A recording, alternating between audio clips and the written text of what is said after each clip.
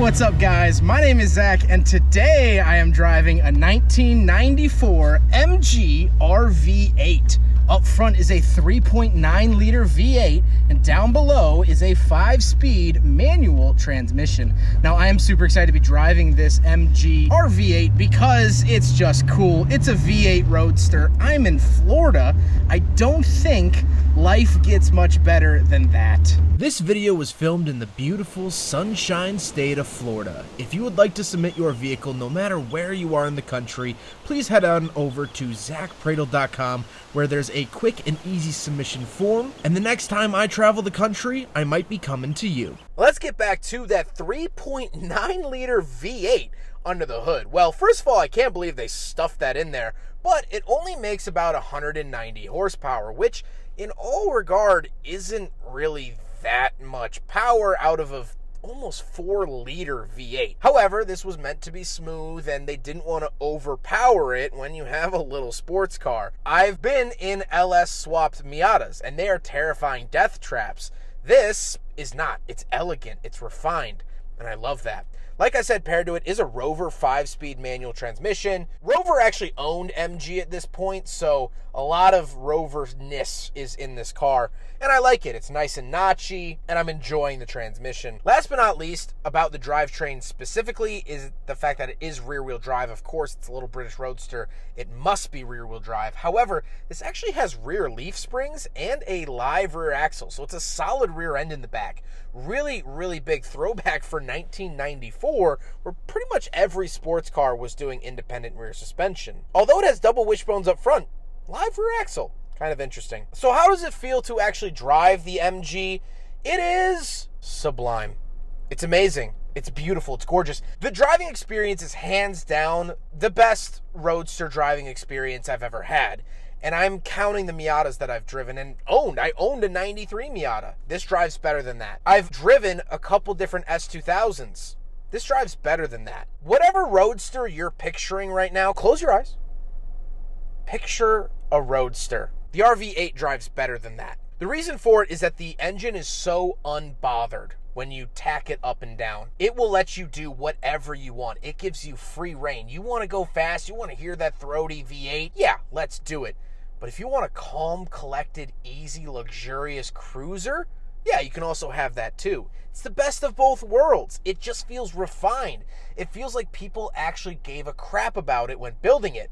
And I know for a fact that they did, and we'll get to that towards the end of the video. But now let's talk about the interior before we can talk about the fun uniqueness of this car. Well, in front of me, I have 3 main gauges. Off to the left is my tachometer, in the center is my fuel, and off to the right is my speedometer. Pretty simple there. I also get my trunk release, AC, and fog light switch to the right of that. The steering wheel doesn't have anything on it, just says MG, and I really like the look of that. On the door, I have my crank window, latch to get in and out, and grab handle. And moving into the center, I have more gauges. So I have battery voltage off to the left, a clock in the center, and my coolant temperature to the right. This actually looks kind of BMW to me. And then I have a cigarette lighter, 2 climate control vents, dome light, and hazard switch. Moving down the center stack, I have the climate controls. Off to the left is where to send it. Fan speed in the middle, temperature off to the right. And I get the MG radio with a bunch of switches down below for like hazard lights and all of those goodies. Moving into the center, we do get the shifter. I love the shift knob. I love the shift boot. I think it all looks very, very satisfying. Very British. It's very, yes, which I really, really like to see. And of course, because it is British, we do have an ashtray right below it and a little center armrest, meaning we don't have any cup holders here in the MG RV8. So, unfortunately, it fails the big friggin' bottle test. The seats are nice and comfortable, however, the actual driving position is not. So the seats, comfy. I would have these in my living room.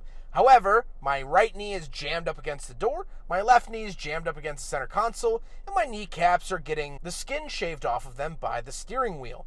So it's not really built for big guys like me. However, most cars aren't. Now, we don't have any seats behind me. You get a little storage space, but speaking of storage space, let's hop out and we'll take a look at the trunk. All right, we'll get to the trunk in a second, but I just got out to do the trunk review. Ladies and gentlemen, listen to this. Oh, Anyway, interestingly enough, you will find the gas cap back here, kind of a fun little thing. But then pop the trunk, pull this up, and you don't get a whole lot of space. It is mostly taken up by the spare tire and some other knickknacks and things like that. It's an MG. Don't expect a whole lot of cargo space. It's a small car, small cargo space, but listen to this. But I mean, come on. Look at how beautiful this thing is. Now we gotta talk about the looks. Now this isn't actually British Racing green. It has a little bit of a lighter tint to it. However, the green on tan interior will always be my favorite color combination. Maybe a midnight blue on tan interior, but overall I think this looks the part. It looks fantastic. I also love the fact that it looks old. It looks like a 70s, maybe 60s Roadster to me, and yet this was built in 1994. However, with it being built, let's talk about my final thoughts and the history of this car. Why is this car so special? First of all, they only made about 2,000 of them, so that's special in its own regard. However, the story of this car is kind of interesting. Like I mentioned at the top of the video, I've owned a Miata, and when Mazda announced the Miata at the 1989 Chicago Auto Show, it rocked the world. Sales went out the door. Everyone wanted to get their hands on this little Roadster because something in that market was kind of absent. A little small 4-cylinder Roadster. Of course there were convertibles, but this is a different segment. So when the Miata became super popular, everyone wanted to respond to it. Every manufacturer wanted their own version of the Miata. Now, also at this time, the MG name had kind of been dragged through the mud. They kind of went away from making Roadsters and things, and they switched hands a couple of times. They lost their way, unfortunately. So the Rover company decided, let's bring the MG name back, let's bring it back to its former glory, and build something super, super special to commemorate that, but also fight the Miata. In order to do so, they actually called up the old line worker that used to build the original MGs. These are aging older blokes that had been retired. And just like out of an action movie, MG went to them and said, hey, we have one last job for you. And so they brought them back. The guys that originally put them together were now building this car in the 90s. And they sold really, really well in Japan. That's right. Of the 2,000 that they made, 80% of them were sold in Japan. This car is a Japanese MG RV8. This was imported from Japan after being sent to Japan from the UK, which is super interesting to me because Japan at the time had displacement laws, and they still do, where the bigger the engine is, the more you pay in tax. Well, this is almost a 4-liter V8. Why wouldn't you want the Miata with the smaller engine? And a lot of people, to be fair, did that.